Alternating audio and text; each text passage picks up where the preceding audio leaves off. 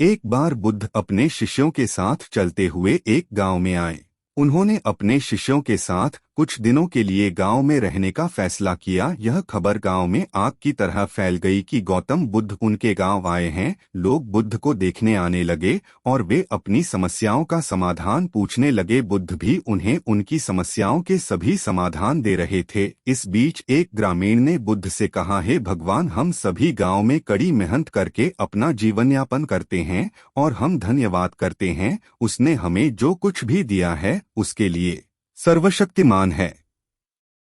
लेकिन हमारे गांव में एक व्यक्ति है जो कोई काम नहीं करता है और अपनी गरीबी के लिए सर्वशक्तिमान को हर समय दोषी ठहराता रहता है। वह हमेशा भगवान को कोसता और गाली देता रहता है। अगर हम उसे रोकने की कोशिश करते हैं तो वह हमें भी गाली देना शुरू कर देता है।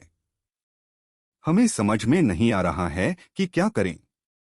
बुद्ध मुस्कुराते हुए कहा, आप लोग कृपया उसे मेरे पास ले आओ। एक ग्रामीण ने कहा, तथागत, वह व्यक्ति बहुत कठोर है, वह आपको गाली भी दे सकता है और हम उसे आपका अपमान करते नहीं देख सकते, इसलिए उसे यहाँ बुलाना उचित नहीं है। बुद्ध मुस्कुराए और कहा, चिंता मत करो, तुम उसे यहाँ लाओ। उससे कहो कि भगवान बुद्ध तुम्हारी समस्याओं का समाधान कर सकते हैं।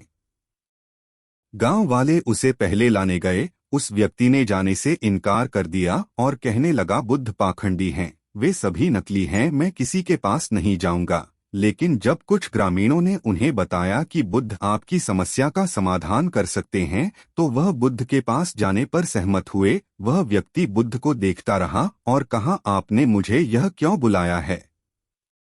क्या आप मुझे बताना चाहते हैं? क्या आप भी चाहते हैं कि मैं सर्वशक्तिमान को गाली न दूं?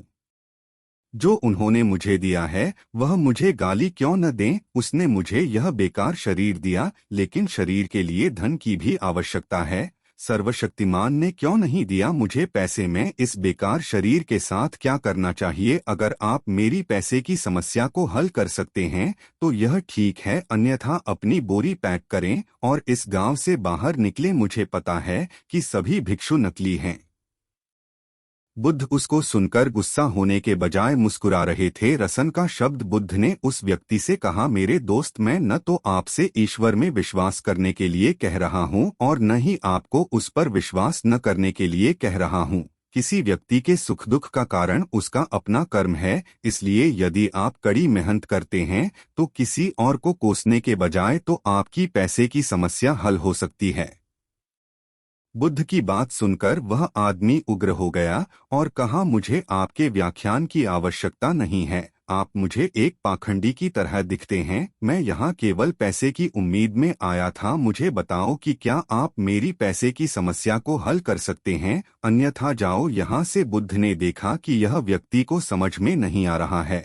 जैसे इस बुद्ध ने उस व्यक्ति से कहा, देखो दोस्त, मेरे पास पैसे नहीं हैं और न ही मुझे किसी भी पैसे की जरूरत है, लेकिन हाँ, मैं एक राजा को जानता हूँ, मैं उससे पैसे ले सकता हूँ, लेकिन बदले में आप उस राजा को भी कुछ देना है। उस आदमी ने कहा कि मैं राजा को क्या दे सकता हूँ, मेरे पास उसे देने के लिए कुछ नहीं है। तो बुद्ध ने कहा, राजा का एक बेटा है जो जन्म से अंधा है। राजा के चिकित्सा सलाहकार ने कहा है कि अगर वे एक जीवित व्यक्ति की आंखें प्राप्त करें तो वे इलाज कर सकते हैं। राजा के बेटे की आंखें जरूरत है। अगर तुम अपनी दोनों आंखें राजा के बेटे को दे दो तो राजा तुम्हें तुम्हारे वजन के बराबर सोने के सिक्के देगा और फिर तुम इनसे अपना जीवन जी सकते हो। बाद में उस व्यक्ति ने क्रोधित होकर कहा कि तुम क्या कह रहे हो, मुझे अपनी आंखें देनी होंगी, मैं अपनी आंखें किसी को क्यों दूं? आदमी ने कहा, हाँ, मुझे पैसे की जरूरत है, लेकिन इसका मतलब यह नहीं है कि मैं पैसे के लिए अपनी आंखें बेचूंगा। अगर मेरे पास आंखें नहीं होंगी तो मैं पैसे का क्या करूंगा? बुद्ध ने कहा, ठीक है, अगर दोनों आंखें नहीं दे सकते तो कम से कम एक दे सकते हो। तुम्हारी एक आंख की भी मैं तुम्हें राजा से तुम्हारे वजन के बराबर सोने के सिक्के दिला सकता हूँ। उस आदमी ने कहा, क्या तुम पागल हो गए हो? मैं सोने के सिक्कों के बदले में अपनी एक आंख भी नहीं दूंगा। मेरी आंखें अनमोल हैं, मैं अपनी कीमती आंख कैसे बेच सकता हूँ? बुद्ध ने कहा, अगर आपको बदले में पैसे चाहिए तो राजा को आपको कुछ देना होगा। वह आदमी ने कहा, मेरी आंखें अनमोल हैं, आप कृपया इस मामले को छोड़ दें, मुझे पैसे की जरूरत नहीं है, मैं किसी भी कीमत पर अपनी आंखें बेचना नहीं चाहता। यह सुनकर बुद्ध ने कहा, मेरे प्यारे दोस्त, अभी कुछ क्षण पहले आप अपने शरीर को बेकार कह रहे थे, लेकिन अब आप कह रहे हैं कि आपकी आंखें कीमती हैं। आपकी आंखें आपके शरीर का एक छोटा सा हिस्सा हैं। अगर आपकी आंखें अनमोल हैं तो आपका शरीर कैसे बेकार हो सकता है। गौतम बुद्ध के इन शब्दों को सुनकर उस व्यक्ति की आंखों में आंसू आ गए और वह गिर गया बुद्ध के पैर और रोने लगे। बुद्ध ने उसे उठा लिया और कहा कि मेरे दोस्त, प्रकृति ने हमें यह अनमोल शरीर दिया है, लेकिन अधिकांश लोग इसे अनदेखा करते हैं और खुद को कोसते रहते हैं। कुछ क्षण पहले आप सोच रहे हैं कि आपका शरीर बेकार है, लेकिन अब आप यह सोच रहे हैं, अमूल्य। वास्तव में मनुष्य को जो कुछ भी मुफ्त में मिलता है वह उनकी कीमत नहीं समझता है। इसलिए हमें प्रकृति का आभारी होना चाहिए कि उसने हमें यह अनमोल शरीर दिया है, जो सभी जीवित प्राणियों में सबसे अच्छा है।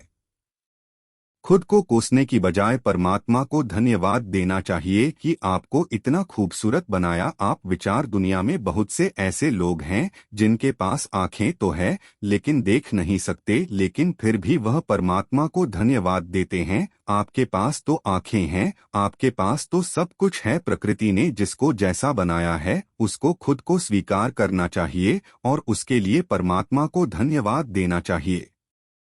आशा करता हूँ आपको इस कहानी से बहुत कुछ सीखने को मिला होगा। या कहानी अगर आपको अच्छा लगा हो तो अपने दोस्तों और मित्रों के साथ शेयर करें।